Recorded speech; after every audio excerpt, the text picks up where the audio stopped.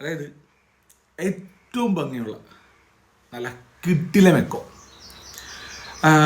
ഡിഞ്ചി തയ്യത്താൻ ബാഹുൽ രമേശ് അവരുടെ പുതിയ പടം. ഒരു സിനിമയുടെ ഏറ്റവും പീക്ക് എന്ന് പറയില്ലേ, അതായത് direction, script, screen play, music, audiography, DOP, അങ്ങനെ എല്ലാം അതിൻ്റെ അല്ലെങ്കിൽ പെർഫോമൻസസ്, അങ്ങനെ എല്ലാം അതിൻ്റെ പീക്കിൽ വരുന്ന ഐറ്റമാണ് ഈ എക്കോ. എനിക്ക് അങ്ങനെയാണ്. ഇതൊരു എന്താ പറയണ്ടേ, ഈ പറഞ്ഞ ഒരു ത്രില്ലർ അങ്ങനത്തെ ഒരു മൂഡിൽ നടക്കുന്ന ഒരു പടമാണ് തന്നെ. ഒരു എന്താ പറയണ്ടേ, ഒരു മലപ്രദേശം അങ്ങനത്തെ ഒരു ഏരിയയില്ലേ, അങ്ങനത്തെ ഒരു ഏരിയ നടക്കുന്നൊരു പടം. ഇത് ക്യാപ്ചർ ചെയ്തത്, അതായത് ബാഹുൽ തന്നെയാണ് ഇതിൻ്റെ DOP വരുന്നത്. ഓരോ ചെറിയ കാര്യങ്ങൾ പോലും അത് ക്യാപ്ചർ ചെയ്തിരിക്കുന്നത് ഒപ്പിയെടുത്തേക്കും. എല്ലാം അതായത് നമുക്ക് ഈ ഒരു പടം കാണുമ്പോൾ സ്ക്രീനിൽ ഇങ്ങനെ കണ്ടിരിക്കുമ്പോൾ കിട്ടുന്നൊരു സന്തോഷമുണ്ട്. അത് തന്നെ വേറെ ലെവലാണ്. അത്രയും ഭംഗിയാണ് ഈ പടം കണ്ടിരിക്കുക. അതായത് ഒരു ത്രില്ലർ സൈഡോ അതെല്ലാം മാറ്റി നിർത്തിയാലും ഉണ്ടല്ലോ, ഈ പടം ഇങ്ങനെ സ്ക്രീനിൽ, അതായത് ഏറ്റവും നല്ലൊരു തിയേറ്ററിൽ പോയിരുന്ന് കാണുക എന്നുള്ളത് മാത്രമാണ്. അതായത് അത്രയും രസമാണ്.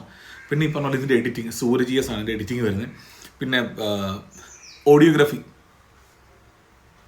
എൻ്റെ പൊന്നെ നമ്മുടെ വിഷ്ണു ഗോവിന്ദ ചെയ്തിരിക്കുന്നത്. അതൊക്കെ അതിൻ്റെ ഞാൻ പറഞ്ഞില്ല, എല്ലാത്തിൻ്റെയും അതിൻ്റെ പീക്കാണ് വരുന്നത്. അതായത് എന്നെ സംബന്ധിച്ച് ഈ ഒരു പടം എന്താ പറയണ്ടേ, ഒരു വേറെ ലെവൽ എക്സ്പീരിയൻസ് എനിക്ക് കിട്ടിയിട്ടുണ്ടായിരുന്നത്. എസ്പെഷ്യലി ഈ പറഞ്ഞ പോലെ ഭയങ്കര ഫാസ്റ്റായിട്ട് അങ്ങനെ പോകുന്നൊരു പടമല്ല. അതിങ്ങനെ പയ്യെ പോയിട്ട് നമുക്ക് ലാസ്റ്റ് ഒരു സാധനം കിട്ടുമല്ലോ, ഇങ്ങനെ നമ്മളിങ്ങനെ അതിനകത്തോട്ട് ഇങ്ങനെ ഇറങ്ങിയിരുന്ന് കൊള്ളാം അടുത്തത് ഇങ്ങനെ. അതായത് ഭയങ്കര എന്താ പറയണ്ടേ, ഫാസ്റ്റ് മൊമെൻറ്റ്സിലല്ല. അതായത് അതൊരു അങ്ങനത്തെ ഒരു ഏരിയ, ആ ഏരിയയിൽ നമ്മൾക്ക് ഇങ്ങനെ മൊത്തം കാര്യങ്ങൾ ഇങ്ങനെ ക്യാപ്ചർ ചെയ്ത് അതിൻ്റെ ലാസ്റ്റിലേക്ക് വരുമ്പോൾ നമുക്ക് കിട്ടുന്നൊരു സാധനമുണ്ട്, പീക്ക് രോമാഞ്ചം. അതാണ് എക്കോ ഫോർ മീ. എനിക്ക് അതിൻ്റെ ഒരു ഏറ്റവും ടോപ്പ് ലെവൽ എക്സ്പീരിയൻസ് കിട്ടി. പിന്നെ ഈ പടത്തിൽ ഈ പറഞ്ഞ പോലെ മ്യൂസിക് ചെയ്തിരിക്കുന്നത് മുജീബ്. പുള്ളി ചെയ്തു വെച്ചിരിക്കുന്നത് വെച്ചാൽ ഇതിനകത്ത് പാട്ടുകളൊന്നുമല്ല, പക്ഷെ ഭയങ്കര രസമാണ്. അതായത് നമുക്കൊരിക്കലും എന്താ പറയണ്ടേ, ഒരു സ്ഥലത്ത് പോലും ഒരു സാധനം എന്താ പറയണ്ടേ, ഒരു സാധനം കിട്ടാതിരിക്കുന്നില്ല. അത്രയും രസമായിട്ട് പുള്ളി ചെയ്തു വെച്ചിരിക്കുന്നത്. പിന്നെ ബാക്കിയുള്ള ഇപ്പം സന്ദീപ്, പുള്ളിയുടെ ഒരു ഗ്രോത്ത് തന്നെ പറയണ്ട, പുള്ളി കിട്ടുപോയി. അതായത് പുള്ളി ഓൾറെഡി ലാസ്റ്റ് പടത്തിൽ നമ്മൾ ആ പടക്കളൊക്കെ ചെയ്ത സമയത്ത് തന്നെ പുള്ളിയുടെ ഒരു റേഞ്ച് ഒന്ന് മാറിയൊക്കെ ഒന്ന് കണ്ടതാണ്. അത് ഇതിലേക്ക് വരുമ്പോൾ അടുത്തത് ഒരു രക്ഷയില്ല. പിന്നെ നമ്മുടെ വിനീത് പഴയ പുള്ളി സീനാട്ടോ, പുള്ളി ഒരു രക്ഷയില്ല.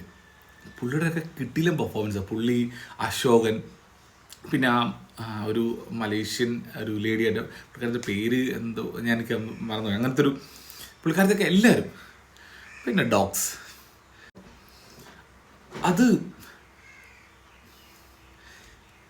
ഒന്നും പറയാനില്ല, ഹെവി. സോ ഇതിനകത്ത് പറയാനുള്ള കാര്യത്തിൽ മസ്റ്റ് വാച്ച് ഇൻ തിയേറ്റർ, ഒരിക്കലും മിസ്സാക്കരുത്. അമ്മാതിരി ഒരു പടമാണ്.